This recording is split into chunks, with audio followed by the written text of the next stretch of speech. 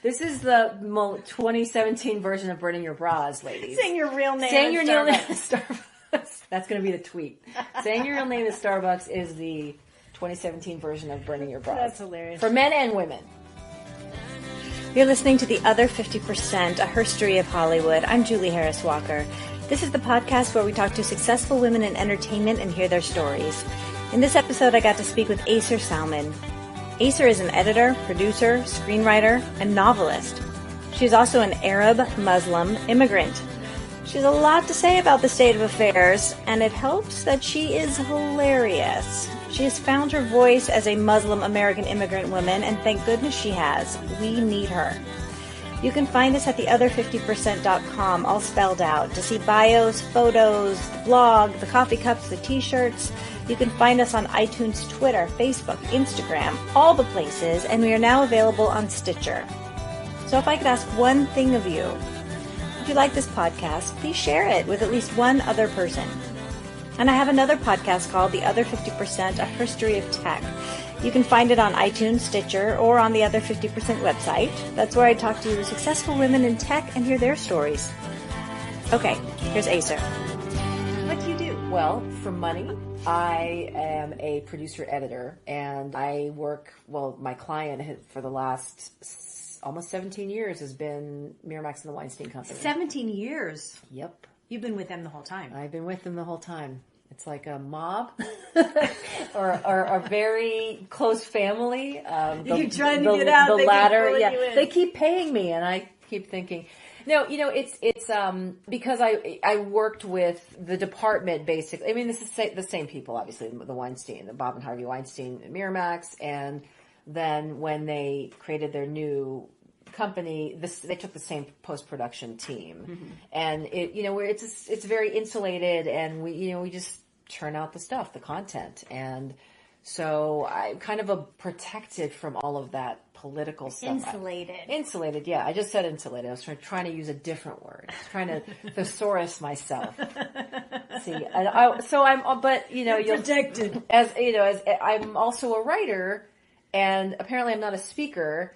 So maybe I need to be typing this out as I say it. So I just submit questions. You send me written responses. I'll read them in your voice. Yes.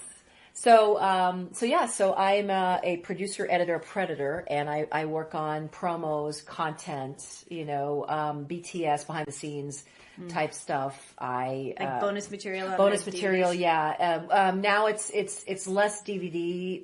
Is what I do is more kind of online, more online, web content, basically promote anything that markets and promotes the films and the TV shows that they've got, the product that they have is what I work on. And, it is, as well as in-house stuff if Harvey wants to see something, fast, that kind of thing. So. Now, did you work somewhere before you worked for them?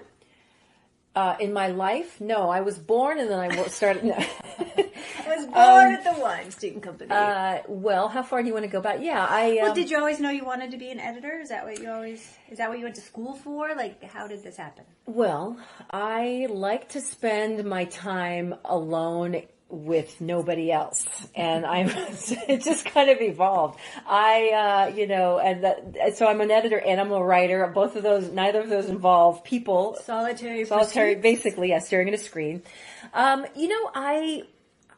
didn't know what I wanted to be. I am Middle Eastern, and I'm first generation, and so it was always expected that I would do something scientific, medicine related, or a lawyer, I think was acceptable. And my parents weren't really, strict. I know you hear a lot of story, you being one, the world, there's a lot of stories out there about the protective, Middle Eastern families that come and their kids have to pursue science and that kind of thing. So they weren't exactly that, but I didn't really know what I wanted to do. I was just sort of meandering, and my brother knew younger brother knew he was into computers. And so, he was able to, backtracking a little bit. I grew up in Kentucky, and so my brother went to, okay. Let's just get into that. Okay. So your parents moved from where? Well, so I was born in Iraq. And came here when? Came over when I was 4 or 5, something like that. To Kentucky? We came to Ohio first. As you do. As you do, because, my parents were like, where can we go that's completely the opposite? We want snow. And we came to Ohio, and then we moved down to Kentucky. I need to find out. I forget why we started in Ohio. I know my dad, they're both pharmacists, and so he had a residency or something at what's it called? Ohio State University, OSU. But, Lexington has a really big and strong pharmacy school. And so that's why we ended up in Kentucky. And you know how, as you do when you emigrate to a place, you go where your friends are. Mm-hmm. And so we had a very, very small community in Lexington. And so of friends that my dad knew. And so we wound up there. But it's so funny because I just read Hillbilly Elegy. So that is what I'm picturing that you moved into. No, it's not. I'm not familiar with that book, but, or is it a book? Yeah. Okay. I'm not familiar with that book, but, Lexington is it's very horsey. It's very preppy. It's very conservative. It's actually, it's not, without, getting too much into the politics of the area, but, suffice to say, Lexington is a lot less conservative than Cincinnati. I think Ohio is a little more conservative, but it was central Kentucky. So there's the University of Kentucky there, the Wildcats. And, while I was there in the 80s, Toyota plant came there, and, it's a lot more, it's kind of like Austin light, if you will. And I hope I'm not insulting anybody from Lexington. I've got a lot of friends that live there still. By saying that, it's like, it's smaller, but it's kind of becoming that, artsy vibe. Like a little hippie artsy town? Yeah, maybe not. Okay, maybe not so much hippie, but just... I added the hippie. But yeah. Artsy? Well, I guess when you think of Austin, you think of hippie. But anyway, backtracking. See, I told you, I think I warned you. I don't finish sentences. I go off on tangents. We're going to have a radiant conversation. We're going to have a radiant conversation. One. That's fine.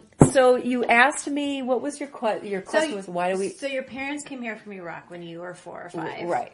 Did they have to get relicensed and everything in their discipline? Yeah, I think, I'm pretty sure that they did. And I mean, my dad was my mom's professor, and she came out, and I think they ended up, one of their first jobs was testing horse urine because it's a horse racing, industry. So they were just making sure that people weren't drugging the horses. And, but they started out, we lived in university housing, and, I vaguely remember our house in Iraq, but I remember having a backyard and a swing, and, here we are in this, floor, the floors they weren't hardwood. They were like concrete or something. It was just, depressing. So it wasn't. Wait, the house in Kentucky was depressing? It wasn't even a house. It was an apartment, and this is in Ohio. So this was like the very first thing. And for some reason, we always moved in the middle of the year, like in the dead of winter. So I was always the new kid in school, and I hated it. So. And what was your first language? My first language was Arabic. So, yeah. Did you speak English when you got here? No. Was it just stick her in kindergarten, she'll figure it out? Basically, yeah. And actually, I passed out. I failed my kindergarten entrance exam because that doesn't bode well. Because apparently I drew my parents, and somebody was leaning the wrong way. Psychologists say that, or maybe I think. I should check with my mother. Someone was too small, or somebody was too small. Maybe I think my dad was too big, or something. Or my mom was too small, or maybe I was the biggest. And so they just said, and then I passed out. I can't remember why, or I put the blocks in the wrong thing. And so they said, well, she's not ready. And to a Middle Eastern mom, when your kid failure. But cut 2 years later, we lived in Saudi Arabia, and I skipped a year. So we halfway in the middle of the school year in 4th grade, and I took the all the exams or whatever, and I skipped in the 5th grade. So you caught up. So I caught up. So I wasn't, but in kindergarten I was like I was always in the back, you're always I was never the cute short. You're probably the cute short kid. It was like this petite. I looked 5 years younger than I was Right. until See, but that's recently. Oh, well, that's a good thing. Forever. And now you just look 10 years younger than you are. When I was, 10, I didn't think it was that great because they thought I was a kindergartner. Yeah, but the flip side is worse because I feel like, again, inside grass is always greener, but I feel like, you know how when you're a cute little short kid, you're always trying to be taller, but when you're tall and gangly, you're always, I have so many pictures. You're always hunching over, and I just remember feeling like I was just all like nose and hands and feet, and hair, and just like I looked like, no, I didn't think that, but like the image that comes to my mind is Animal is it Animal or what's the Muppet that's like got the long hair? Not Animal, but the other one. With Janice. Is that, with the straight hair? With the with the bangs. Yeah, and the nose and the thing is all gangly and limbs.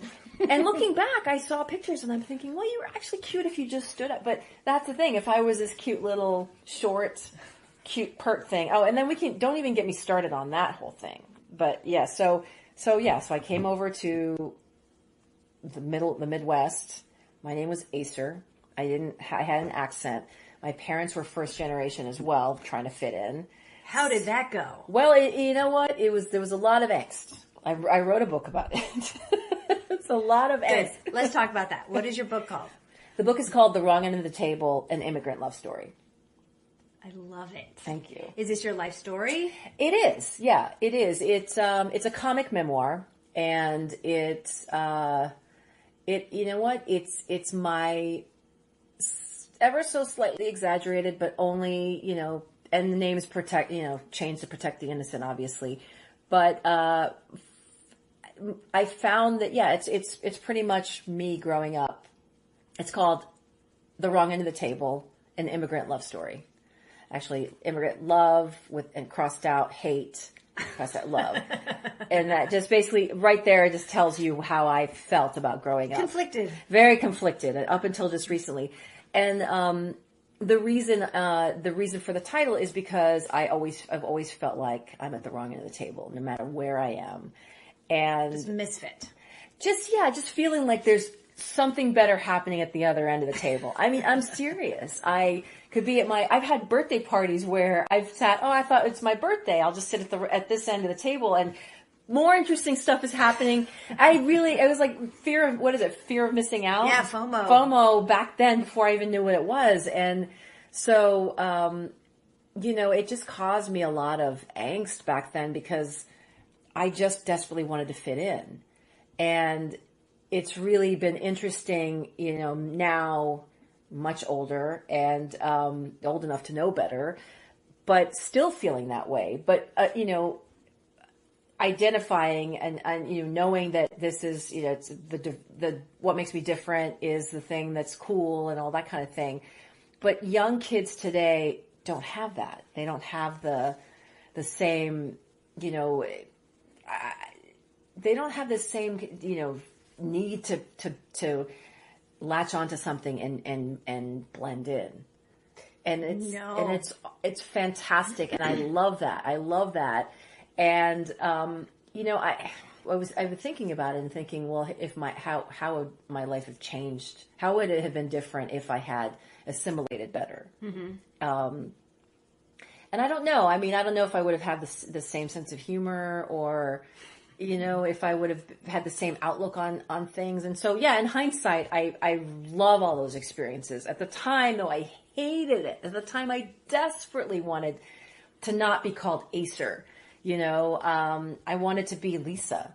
In fact, people they couldn't pronounce my name. They're like, what is your name? Because how do you spell it? Well, right, because that's the thing. And it was in the 70s. It's spelled Ayser.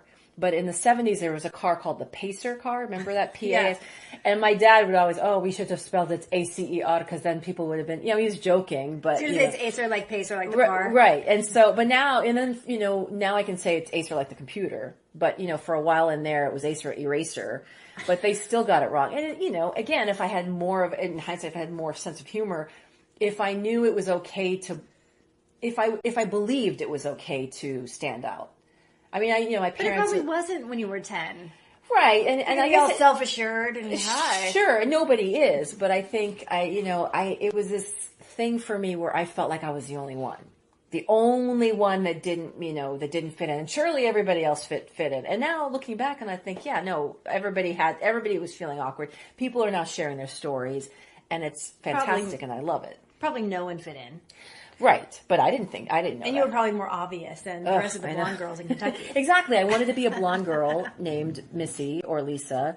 And in fact, my sister, this is actually in the book, my sister is 9 years younger than me. And when she was, so my brother and I were born in Iraq. My brother's a couple of years younger.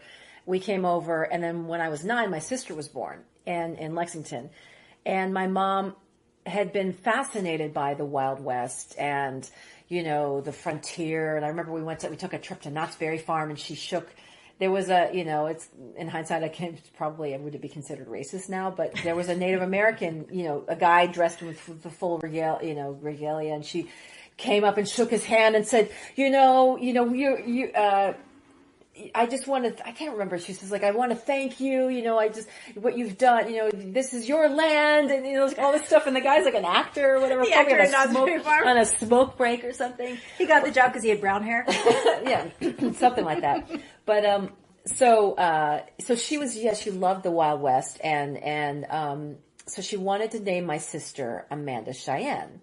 And Amanda, I think, because it was, very elegant. Or no, I'm sorry. She wanted to name her Amanda Noel Cheyenne or something like that. And I flipped out. I was like, no, you can't. How could you, you can't do that. Look at my name sounds like, they butcher it. They call me Ayser Eraser, and that's it. And I think I'm not saying, obviously, that, I'm the oldest, but I don't think I had that much political clout in my family or whatever. But you have to give her a Middle Eastern name that's really hard. Yeah, so her name is Lamise, and they did it. They did it. Yeah, Lamise is actually it's a popular name. It's a very feminine name, but how do you spell it? It's Lameace. So yeah, I'm not proud of this, but you got to do what you got to do when you're a kid, when you're 9. You got to survive it. You got to survive the streets of Lexington, Kentucky, being called. And is your family Muslim? Yes.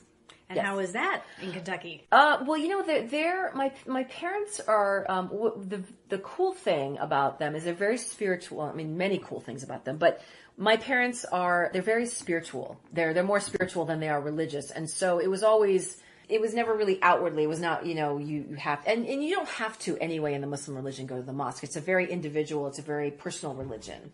So you can practice without anybody knowing that you are. And that's a whole, we can get off on a whole other tangent of what is a Muslim, that kind of thing. I actually went to an event last night that was called The Secret Life of Muslims. And it was interesting because it's really great. I'm loving this dialogue because there's so many different types of Muslims. So yeah, no, it's not, we weren't your typical family where, I know a lot of my friends that grew up in the States, their parents either just decided to be secular, or they wanted to make sure that they didn't forget their religion and their culture. So they would have weekly Quran readings and, in the basement, that kind of thing. And these friends hated it. And my parents, no, they taught us the basics. And my mom, led by example. She would pray, and I think I tried to. And when I was shortly after my sister was born, when I was 9, we went over to Saudi Arabia we lived there for 5 years because they wanted to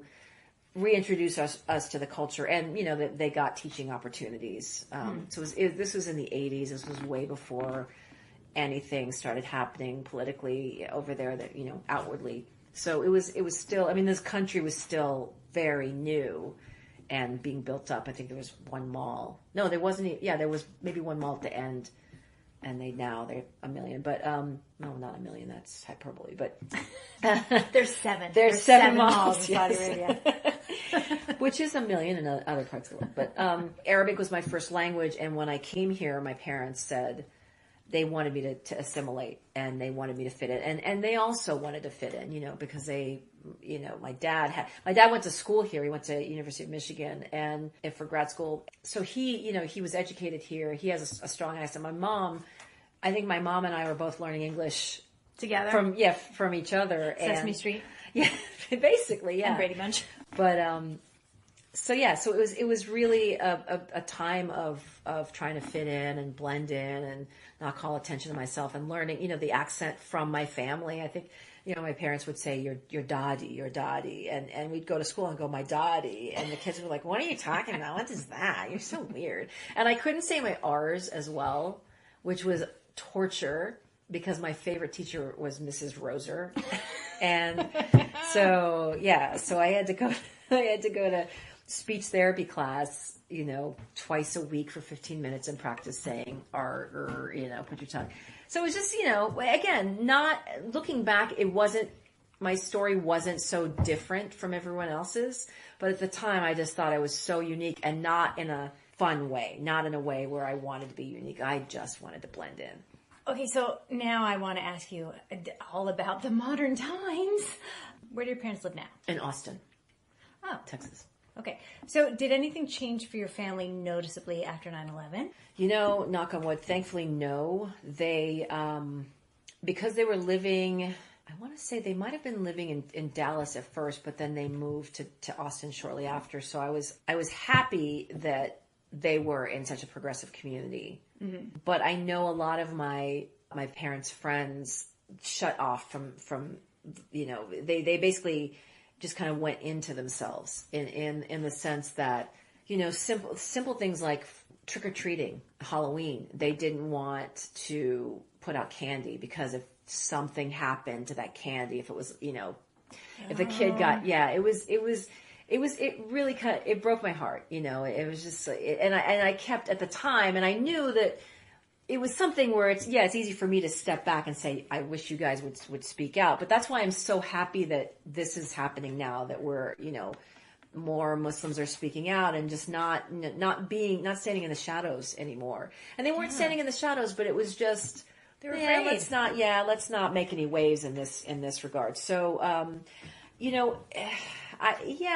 weren't outwardly discriminated against. I think they might have, it's like in the workplace. I mean, there probably was subtle discrimination. Like, is anybody covering No. their heads, or... My family is not visibly Muslim at all. But it doesn't matter, because back then everybody was scared and confused, and you hear somebody with an accent, and it was so new. This was the first thing that had happened, and was somebody claiming to be Muslim. The first big thing. Yeah. And there weren't enough good things happening at the time. And so I think everybody was kind of regrouping. Everybody within the Muslim community was kind of regrouping and trying to figure it out, or speaking on a small scale. But it really there wasn't enough counter awareness of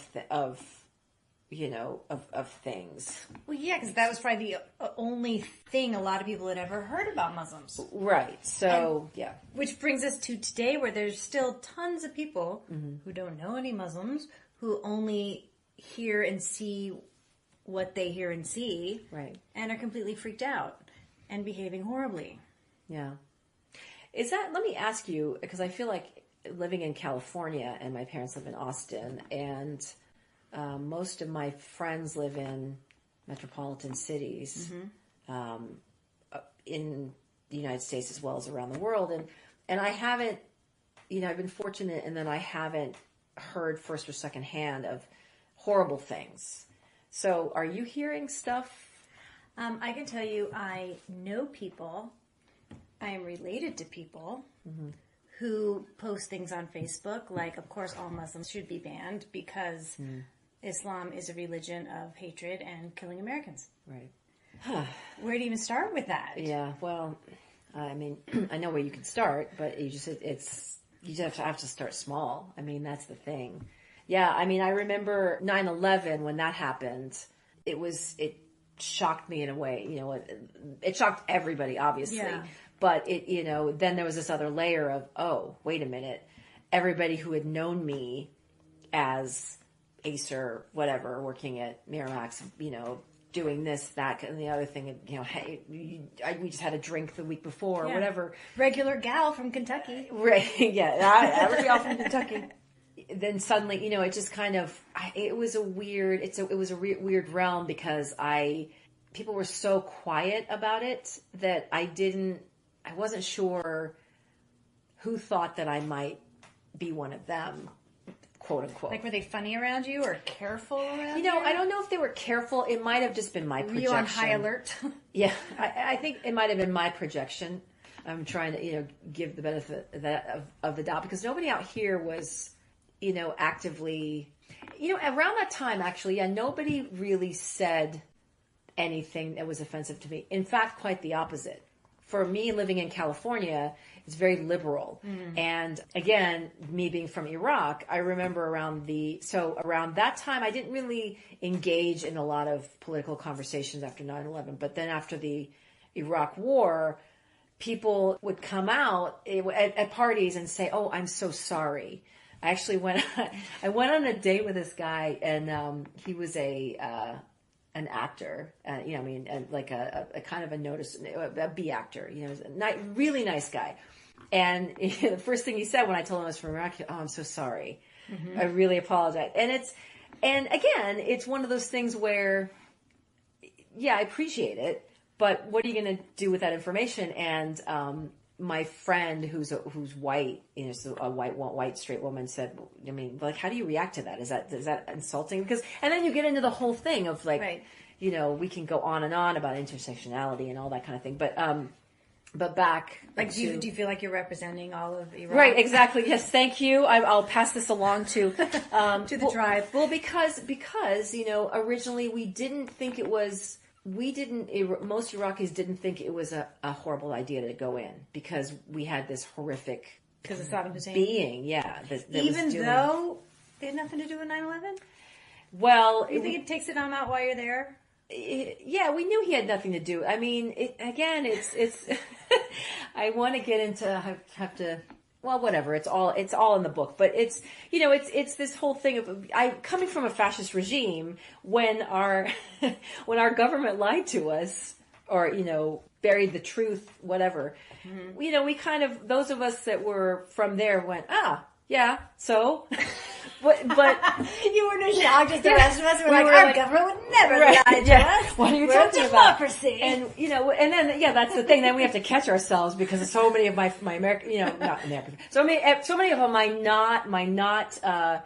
my native friends who are not from overseas, are not from countries that that are corrupt would go, yeah, but this is a democracy, and they would get upset, and then I have to step back, and that's when I started reading a lot about intersectionality, because I felt like horrified that, oh, wait a minute, now I'm kind of a pariah in the sense that I'm thinking that, wait, it's not as awful as we think it is, and it's really been eye-opening. I mean, you're familiar with that intersectionality. I was going to ask you about it, because I've been hearing that word a lot lately, especially when it comes to feminism. Yeah. And I think I know what it means, but I haven't looked it up, so I don't really. But I'm like, I think I'm all for it. Intersectional. Yeah. Okay, what does it mean? It changed my life, because again, it kind of I mean, half of these things being from either being an immigrant, just kind of feeling like, okay, I'm the only one that feels this way. I shouldn't be feeling this way, because this is wrong. I mean, this is a democracy. It basically it gave me license to be okay with it. And it's kind of embarrassing to say that, but in a way, it basically, intersectionality is, the way I understand it, is that your experience for feminism specifically is steeped in your history and your background. Mm-hmm. So my experience of being a feminist is completely different than yours. Where are you from originally? Seattle. Okay, yeah. And, it's different from my friend who's half Nigerian and half Filipino. You know what I mean? Mm-hmm. We're all going to be walking down the street. We're all going to be concerned about different things. Yeah. And it was really interesting to me, because after the inauguration, and people were mad, and people were just upset and, just devastated, and myself included, just mad, didn't know where to put our anger. Mm-hmm. And so then the Women's March. And so you had I noticed, I've been fortunate on Facebook that I haven't seen a lot of political or anger, hatred, but there was a couple of times where some of my white friends would get into it with some of my black female friends about, well, where were you during Black Lives Matter? And the white friends would be like, wait a minute, okay, I wasn't there, but I'm here now. And because they felt this guilt for not having experienced that. Mm-hmm.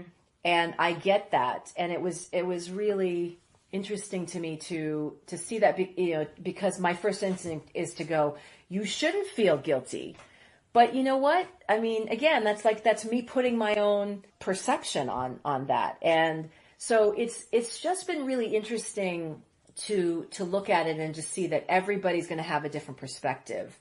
I'm heartened by the fact that people are having dialogues. I'm heartened by the fact that even, on Facebook with the arguments between my white friends and my black friends, they're angry.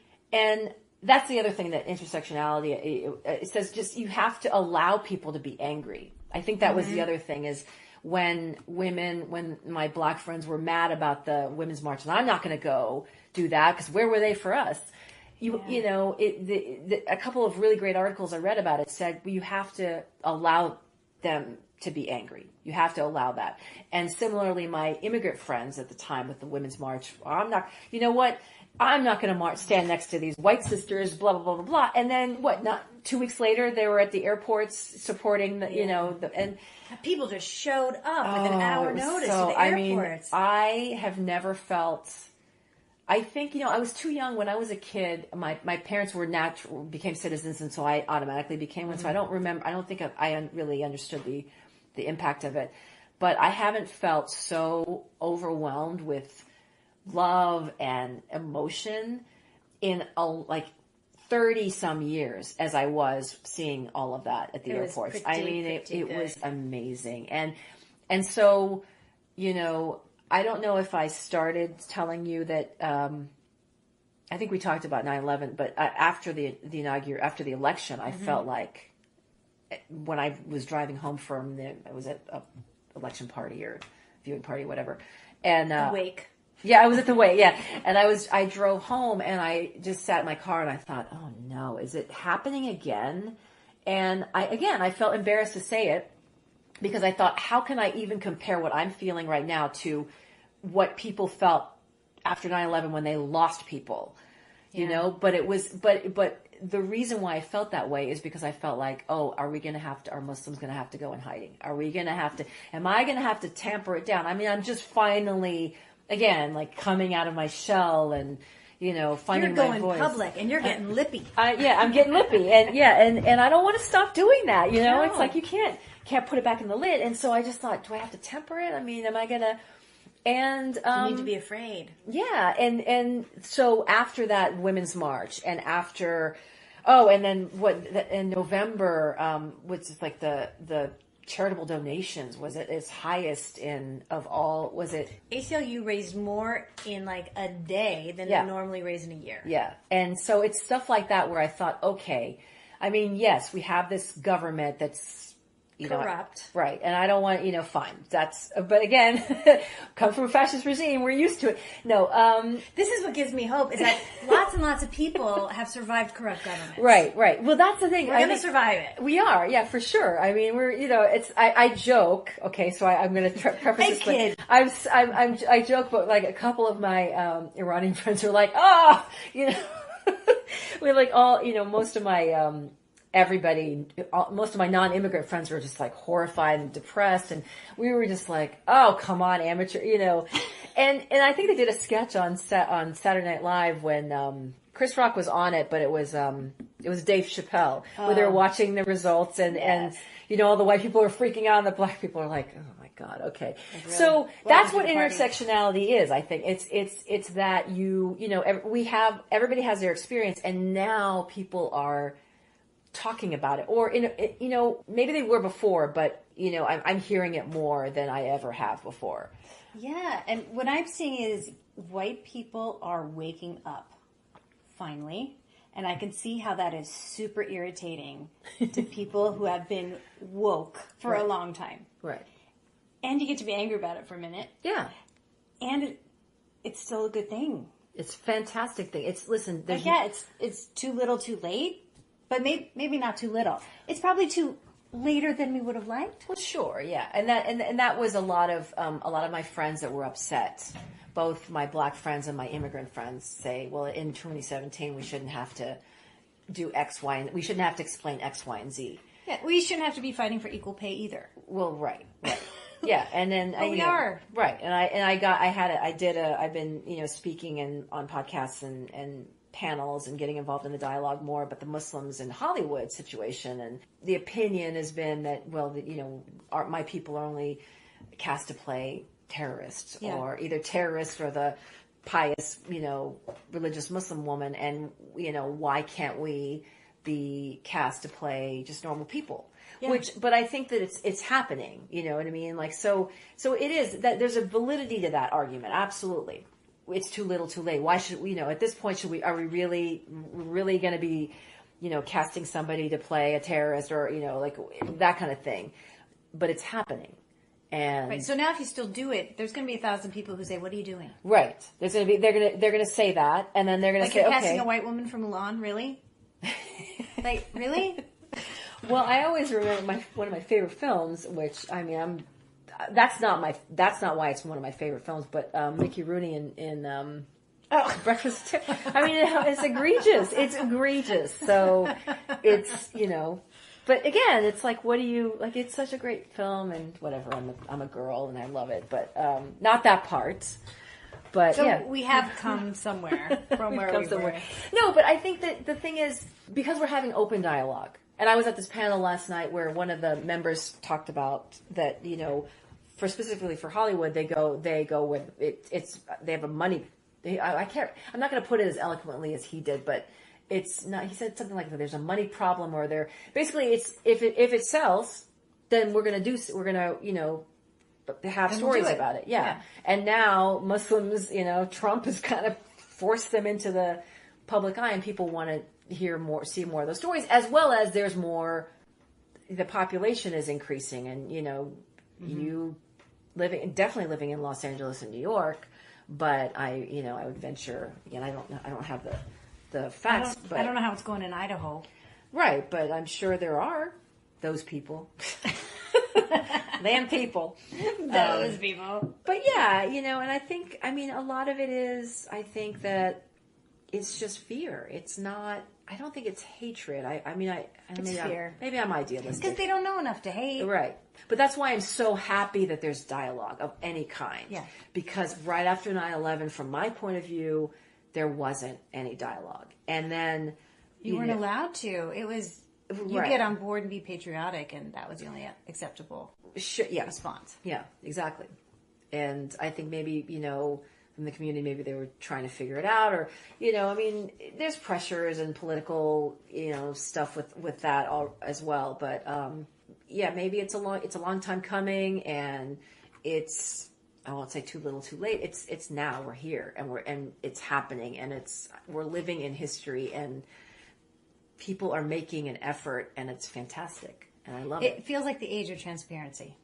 Yeah, absolutely. Because now we can see everything. It's all out in the open. Right, and you know what? In that regard, Trump has done us a favor, because why would you hide what you are when you have this guy that's I don't even how do I even explain him?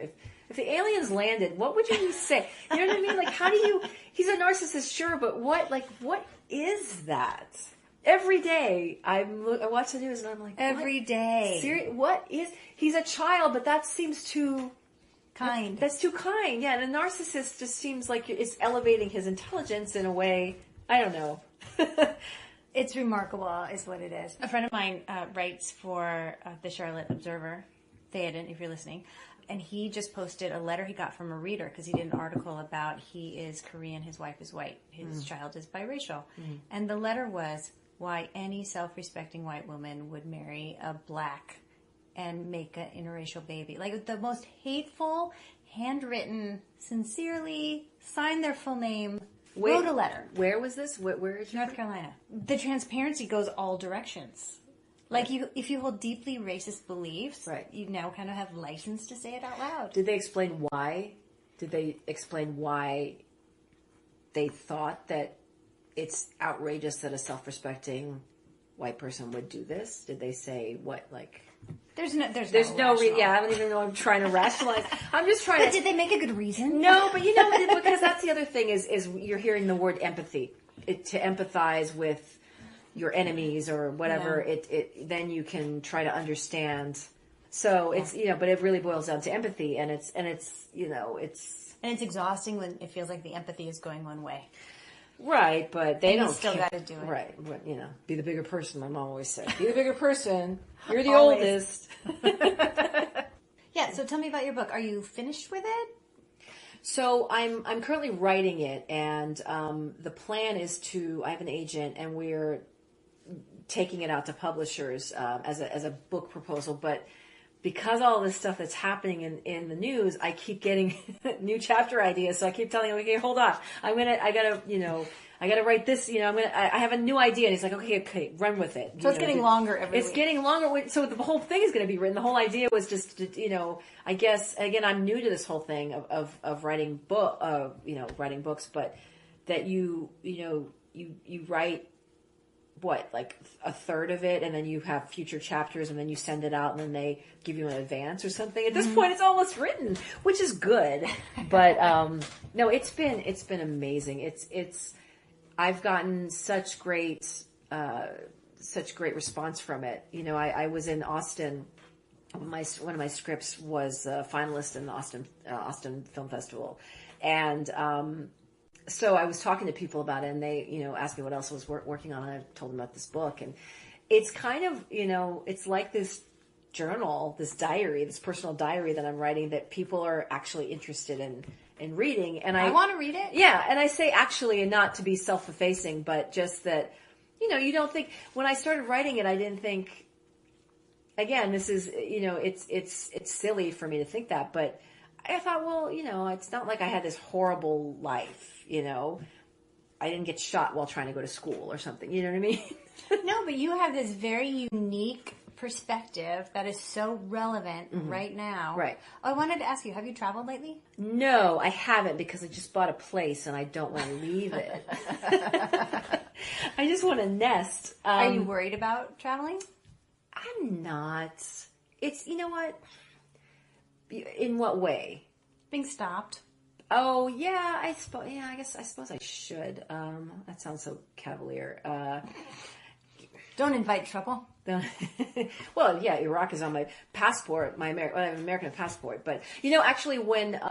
You've been to Iraq and Saudi Arabia, I might add. Right, but I think it's because my passport's been renewed, and do they put all of the No, yeah. So you have a fresh passport. I have a fresh passport, yeah, since I haven't been to any... I think I went to Iraq a couple of years ago. We took my dad, but no, the only time that I was... Well, after 9/11, I was on a couple of lists, and... Random, yeah, they're like, you can't check in online, and I'm like, this is outrageous, I can't, this is inconvenient.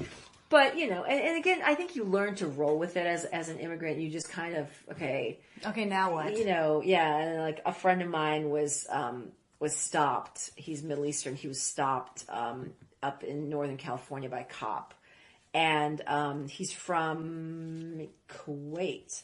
And the cop said, he looked at his name and he goes, "Oh, is that Egyptian?" And he said, "No." He goes, Are you on probation? And he goes, "No, why would I be?" And he's just, he's just a professional guy, like a, middle-aged professional, like an engineer or whatever. Yeah. And, completely Americanized. And so it's, it's like this subtle, I was like, dude, you're profiled. You got to be careful.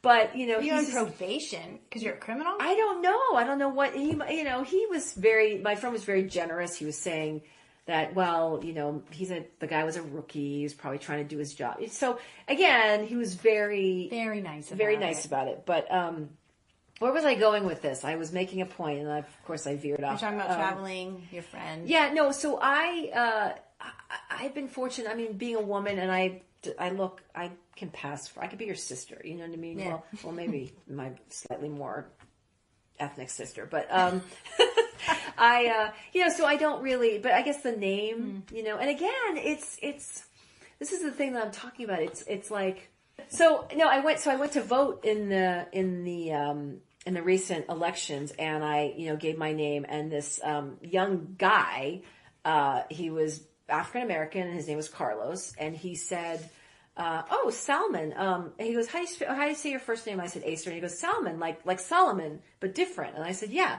And he goes, "Are you Jewish?" And I said, "No." And I think I was rushed because I was trying to get to work, and I'm just always rushing in the morning. And is there a religious test for voting now?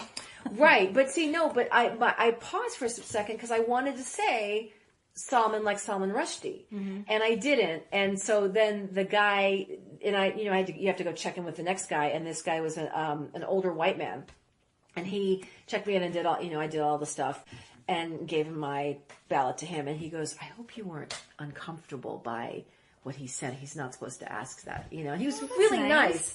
But I said, "Oh, no, not at all. I was rushed." And again, I felt like I should have said, because that could have been a moment of enlightenment or education. I mean, he lives, it's in Los Angeles, so I'm sure he hasn't not met a person who's Muslim, but it's that kind of thing. That's a nice opportunity. Say, "No, I'm Muslim." Right. And so I'm trying to do more of that. And I mean, and this is a silly thing, and it's kind of become, it's sort of gone slightly viral.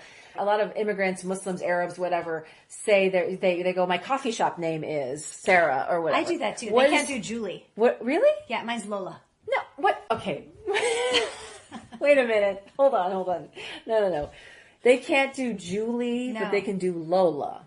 They can do Lola. And one time I was at a Starbucks and they said Lola, and I went up to get my drink. And somebody else did too? And this other woman did too. I said, "Oh my God, is Lola your coffee name too?" And she goes, "No, that's my name." Yeah, because she's like, "Why would you make it up?" That's hilarious. Okay, so if they can't do Julie, they really can't do Ayser. Right. So for years, I've always been Casey. But, so side note, when I lived in Pasadena, I went to Jamba Juice and I gave my name Casey, and I thought I was going to move at that time. I was like about to move out of Pasadena. And so I thought, oh, I'm only going to be here once or twice. And they were super nice, very friendly. And they're like, "Hey, Casey, how's it going?" I ended up going every other day for about a month and a half. And every day they're like, "Hey, Casey, do you want to try the blah, blah, blah?" And, give me free stuff. And then they asked me what I did. And so I'm thinking, do I have to make up a fake job to go along? Like, I felt so much guilt. And thank God I finally moved. And did you ever pay with a debit card? Because that would have brought up another thing. Well, I always justified in my head. Again, I learned to be creative in my fact telling because I grew up as the oldest daughter in a very strict family, so I couldn't do what I wanted to do unless I, was creative. I didn't flat out lie, okay? My mom knows everything I did, but let the record show. Let the record show. she's like in her 40s and she's still seeking approval for her mother, but that's what happens. So I went off on a tangent. I blame this water that you gave me. Just so you know, we're recording this in the evening, so we're actually having Prosecco and brie. So don't you wish you were on the podcast right now? You were lying to the people at Jamba Juice. Right, so I was lying, and I felt so bad. And the debit card, right? You asked me how you were paying. Yeah, I could if and nobody has ever said, "Well, what's the story here?" With your name. Hey, lady, let's see your ID now. I would just say that's my nickname because, what if your nickname was Buck or something? You know what I mean? Like, you can, whatever. So I had to I became a method liar because I created these, I was going to say with Casey and, you it's get my your nickname. story already. I'm no wonder I'm always stressed out when I go to these you're not representing very well. No, I know. Some Muslims are pathological liars. That's what I've learned.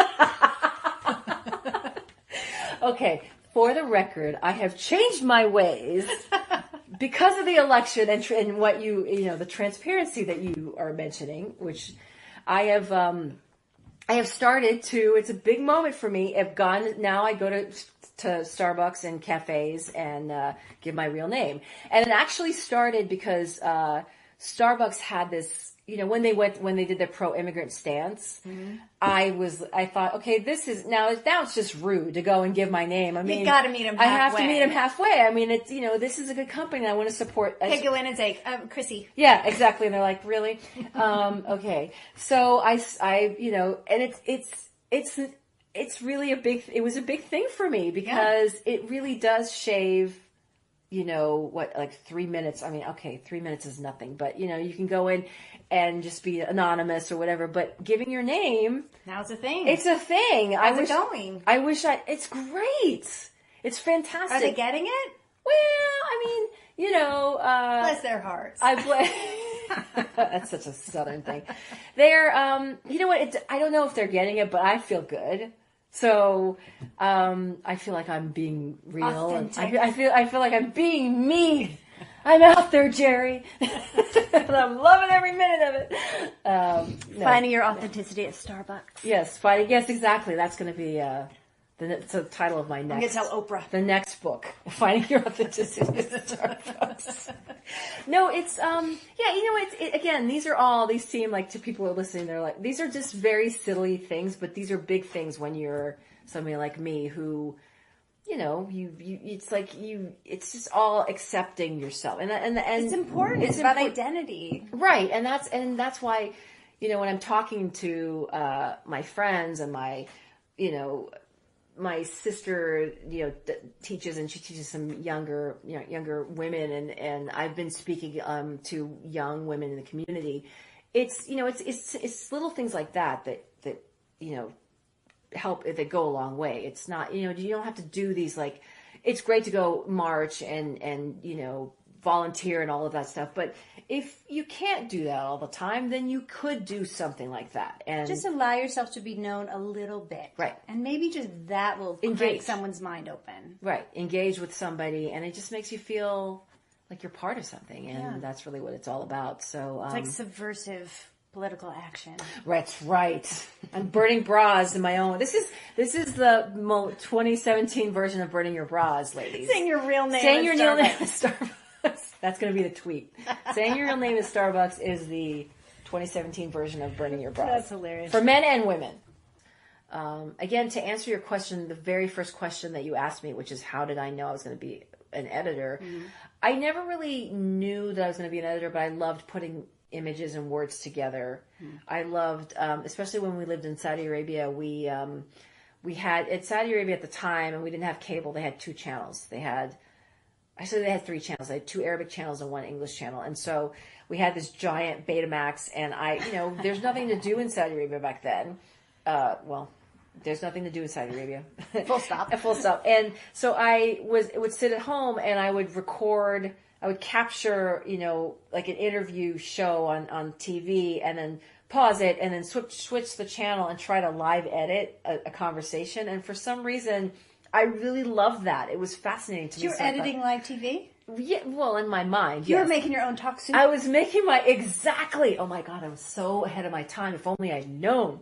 Yes. Yeah, so I did that when I was in Kentucky, and as going back again, where my brother knew what he wanted to do, so he went to U of M. My parents were like, well, you don't know what you want to do, so you're just going to go to UK. We're not going to pay for you to go, And so, but they have a really great journalism school, and I fancied myself a journalist, and you said that with such a grimace on your face. Well, because I think my parents wanted me to be, going back to... you could have been Cristiano Monfort. Exactly. That's the thing. My parents, so when... You could be the Middle East reporter. I could have been. And until I told them I don't want to be in front of the camera. They're like, outrageous. What do you mean? Why do you want to be behind the scenes? Be in front of the camera. I'm like, I don't want attention. So, I was in... they made me get a double... Well, not made me. They suggested I get a double major it was like pre-med and telecommunications because you can't, how are you going to make money doing what you're doing? And then Christian Amanpour happened. It was around the first Gulf War. Mm-hmm. And that happened, and, or she came on the scene rather. And suddenly they were like, oh, she can be Christian Amanpour. And so, and I was like, I can't do organic chemistry. I hate it. And so they're like, fine, drop the major. I'm going to go be a journalist. And then, but I worked in local news, and I had aspirations of doing like, reporting in wartime and stuff. But it was in local news, it was just corruption and nothing that was on a big scale. And so I just thought, you know what, I can't. And I didn't like the stress of not knowing what you were going to do the next day. I wanted to know. Yeah. So I came to film, I applied to film school and I came out to California, and I decided I came out because I thought I'm going to do documentaries. Mm-hmm. And then I got out here and I thought, no, I want to make up stories. And I still came out and thought, well, I want to direct. And I didn't really come out to write. I didn't want, and I didn't come out to edit. I had editing. I liked to do it. And I did it when I was in news, on the mm-hmm. machines that clunked and, they're linear machines. But I just... You're going to direct. I was going to wait for my big break and, okay, I'll edit. Well, so you asked where I worked before Miramax. I worked at Mattel. I lived in El Segundo, and I just thought, I was like, all right, well, I'm waiting for my big break. I guess I needed a job. And I worked in the dub room. I was getting paid $18 an hour, which was huge to me when you just came from Kentucky getting $26,000 a year or something, Yeah, that's big money. Especially when you're younger. And, so I think I knocked on their door and kept bothering them, and then worked in the dub room there. And then my friend... Doing what? Barbie videos? Yeah, basically. Basically, yeah, Barbie videos. I did, and then I did a little, when I went freelance after I left, I went back and directed a couple of the marketing, wow, look at Barbie. This is what, that they play. The Barbie Dream House. Yeah. Now, it's not the commercials, but it's the stuff that they play for the kids when the focus groups or whatever, mm-hmm. to see if they like the toy. So I did some of that, and then I fell into Miramax right around the time of the DVD boom in 2000, and yeah, I'm still with them because it was one of those things where, and I can't say enough good things about working. I feel like everybody should work for the Weinsteins once in their life. Because, I have. Right, there you go. And so everybody I've talked to that has said that, from the former head of Miramax, Mark Gill, to, really pretty much everybody has said that it's like you get in there, you do everything because it's so small and, and things renegade and such a fast turnaround. We need this yesterday kind of thing. And so at the time it was just, I was relatively freshly graduated from film school, and they would give me this stuff and say, hey, put something together. And I thought, oh, I'm working for Miramax, and I'm making like little short documentaries, and I loved it. And then, after a while I just thought, I probably should start doing my own thing. And I just started writing, and my family, it was actually my ex-boyfriend who said, your dad is actually really funny. Maybe you should write some stories. And I thought about it because at that time I was thinking, no, they're not. This is not funny at all. And so I wrote my first script, those Kadam Arabs, and all my scripts have themes Wait, what was the first one? Those Kadam Arabs. What does that mean? The last name is Kadam. That's funny. So, they're, it is, I pitch it as a Middle Eastern Arrested Development minus the alcoholism. But it's from the point of view of a 17-year-old girl who's just trying to get away from her family. She's trying to go to college. She's trying to go away for college, and mm-hmm. they won't let her. And that was optioned by Fox. And then I've written something, I found that people kept saying, I was writing other things, and people kept saying, well, we like that, but like I would have maybe one character. I didn't want to be typecast, and so I wrote, I think the next script was like two white guys, brothers, and they're like, yeah. And so I wrote the next script after that and had one Arab character, and they're like, well, we don't, we want it to be more, your voice is so unique, Could you just be the writer that makes Arab characters right? But normal? They said it in such a it's funny because at that, like, now, are you kidding me? Everybody, anybody that tells me write Arab characters, sure, but at the time, it was before things were really, it was maybe 6-7 years ago when we were still trying to we didn't want to be typecast, most of them, writers. Yeah, we were like, I'm waiting for my big fat Greek wedding. Right. Well, we didn't want that. We wanted to. But now is the time to do that. Well, exactly. Let me yell at you. I'm working on it. Hey, man. Where's Penelope Spears? Which, by the way, I'm going to pitch that I'm on the podcast with Penelope Spheris. Because... For sure. Nice one. Me too. Nice one. Me too. Yeah, me too. She's awesome. Wouldn't it be great if she directed your movie? It would be. She's badass. She's super badass. I want to go back and listen to that podcast again. Everyone should go back and listen to that podcast. Everybody should listen to that podcast. But not until you're done with this podcast. Right. One thing at a time. And then go back and listen to all the other podcasts. Because, what you're doing, this is really cool. First of all, I'm really flattered that and honored that you are having me on. And it's really cool what you're doing. I love it. It's, Thanks. It's just... I know I sound like a Pollyanna, but it's a cool time right now. Oh, bring it. It's a scary time. It's a fucking scary time. I'm sorry. Oh, can I curse? Yes, you can. It's a fucking scary time, but it's really cool because people are banding together. So hopefully with all of that synergy, maybe we can erase some of the bad just talk about it stuff. And I think what I'm finding is talking to women like you, and I think if you had any preconceived notions about what women in this business are like, or there must be a reason why they're underrepresented, I think you hear these women, you're like, no, there's no reason. Yeah, these women are badass. Well, what do you think about that then? Like, what's the story? It's systemic unconscious bias.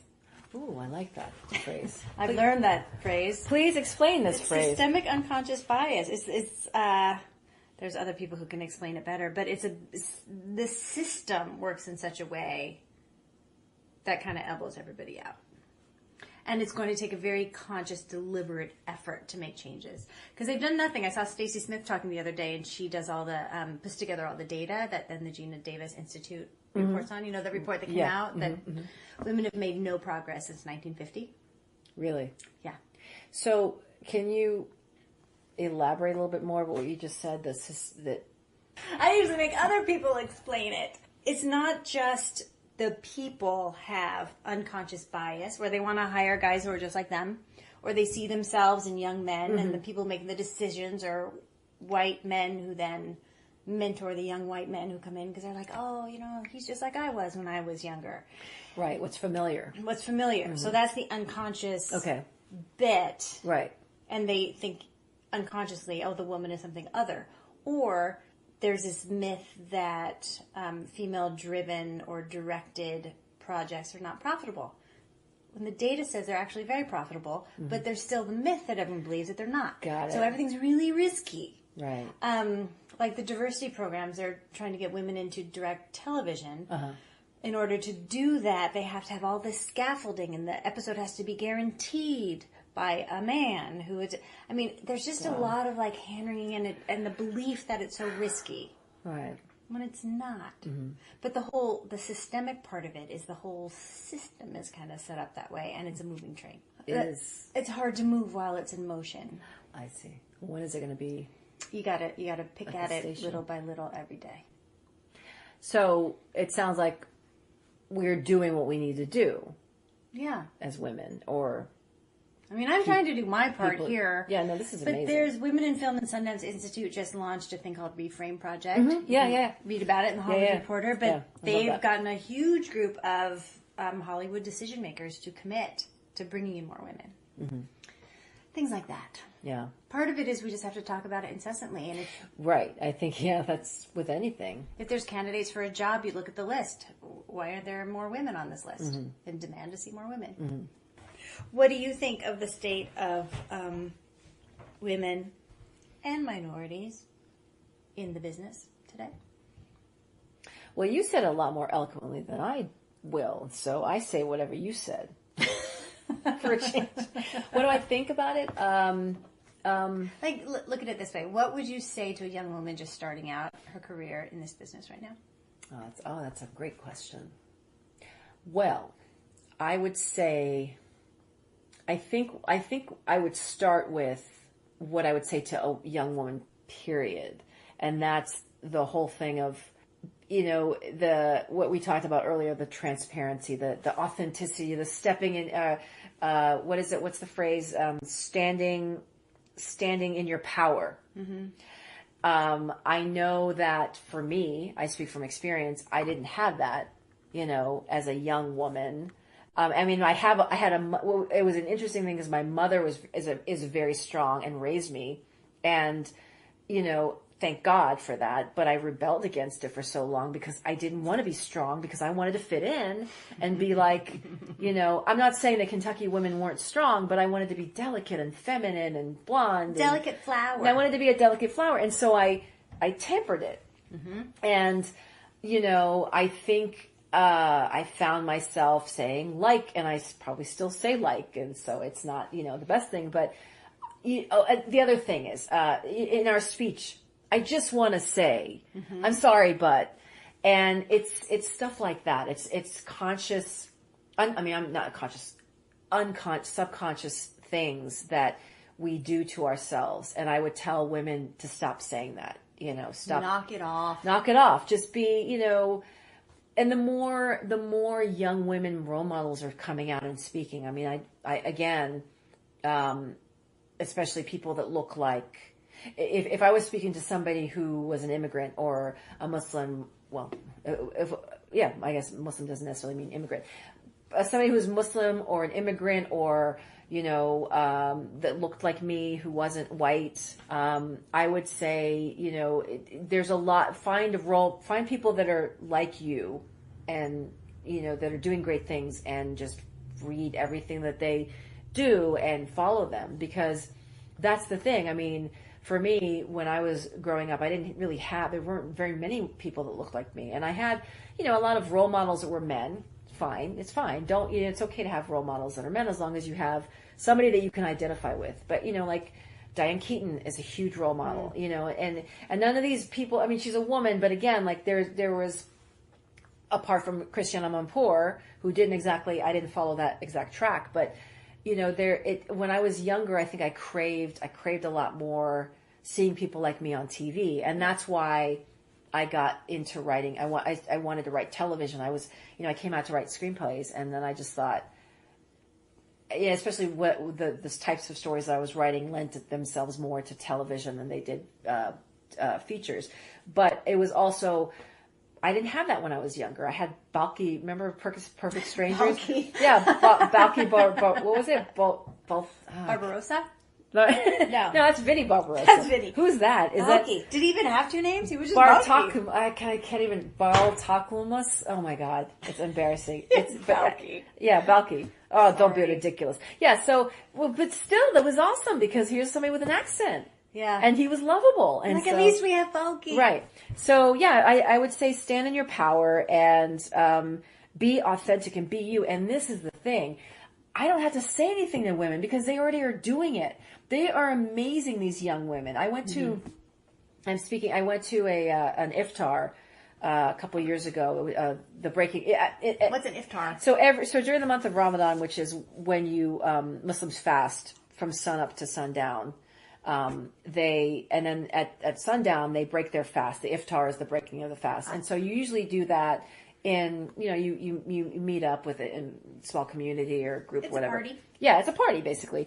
And I went to one of them, and there were these young women that were there, and one of them was a hijabi.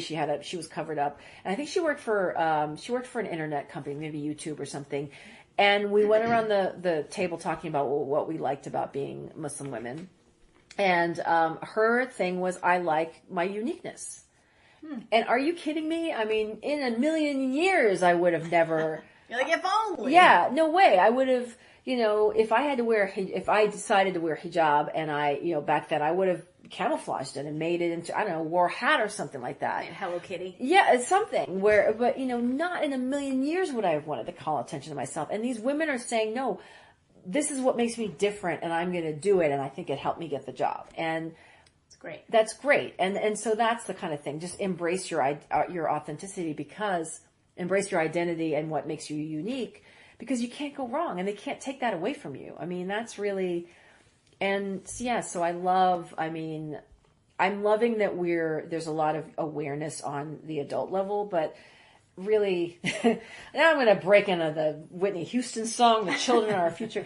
No, but they're embodying it. No, it's so great. It's because that's the thing. Like, I think I'm partially envious, but in a good way. Is it, which one's the one? envious is the one where you like, it's the good thing. Envious or jealous? Forget which. Envious. Envious, yeah. Sounds better. Yeah, okay. So I'm partially envious because I wish I was like that when I was their age. But thank God that they're like that. You know, they're strong women. So I feel like if they continue doing that, then that's it. It's it. Yeah. It's like, you know how when you're doing something in your own life personally, you're just kind of going along and maybe you're struggling with it over the years or whatever, and then suddenly you wake up one day and you're like, no, I'm not going to do that anymore. I feel like it's going to be like the change is going to happen like that. Like, no, it's not okay anymore to pay us less. No, it's not okay anymore to, not have, to have one woman on a staff or on a panel of diversity. It's not okay. To have no women in a meeting about women's health care. Well, my favorite meme about that. Did you see the dog one? Yes. The dog sitting around talking about feline health care. Oh my God, I love that. I mean, it feels like we're revving up. Yeah, it's time. Because we're about over it. No, we're done. You know what? What I would say if there was one thing I would say to young women is just, don't give a fuck anymore. And I would, use those words. Don't give a fuck. Okay, tell me this. Are you a success? Yeah. Are you a badass? For sure. I think so. Then we're done here. Then we're done. All right, Ayser, thank you so much. Thank you. This has been a pleasure. You've been listening to The Other 50%, A Herstory of Hollywood. I'm Julie Harris Walker. I'd like to thank Ayser Salman for telling us her story. And special thanks to Jonathan Lucas for editing, Jay Rowe, Danny Rosner, and Allison McQuaid for the music. Please find us on iTunes and subscribe and leave a review. And of course, on our website, theother50%.com, all spelled out in letters, for added features, bios of our guests, pictures, merchandise. You can also follow us on Facebook and on Twitter at Other50% and Instagram at Other50% Podcast. And don't forget to check out The Other 50%, A Herstory of Tech. Thanks for listening. See you next time.